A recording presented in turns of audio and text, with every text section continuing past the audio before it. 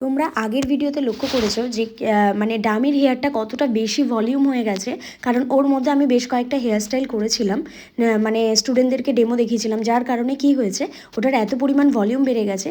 তো চিন্তা করলাম যে এইটাকে কিভাবে ঠিক করা যায়, তো সেই টিউটোরিয়ালটা আমি তোমাদের সাথে শেয়ার করছি। এইখানে দেখো ডামির হেয়ারটা প্রথমে আমি দুভাগে ভাগ করে নিয়েছি। আর এখানে যে জিনিসগুলো আমি ইউজ করেছি সেগুলো হলো একটা রোলার ব্রাশ, মানে ওটা হিট প্রুফ, আর একটা নিয়ে নিয়েছি আইকনিকের হেয়ার ড্রায়ার। প্রথমে দেখো দুটো ভাগে ভাগ করে নিয়েছি পুরো হেয়ারটাকে। তারপর নিচের দিক থেকে প্রথমে শুরু করতে হবে।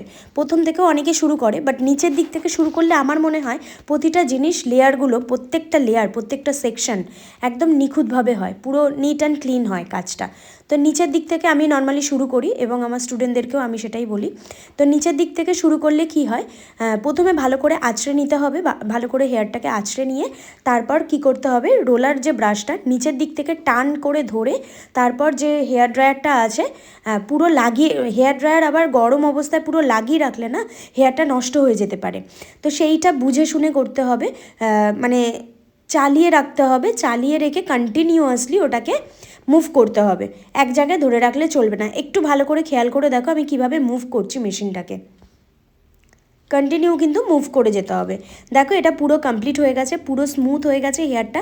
এবার আমি এখানে যে কোনো ধরনের হেয়ারস্টাইল করতেই পারি, অ্যাডভান্স বলো বেসিক বলো, যে কোনো হেয়ারস্টাইল আমি এখানে করতেই পারি।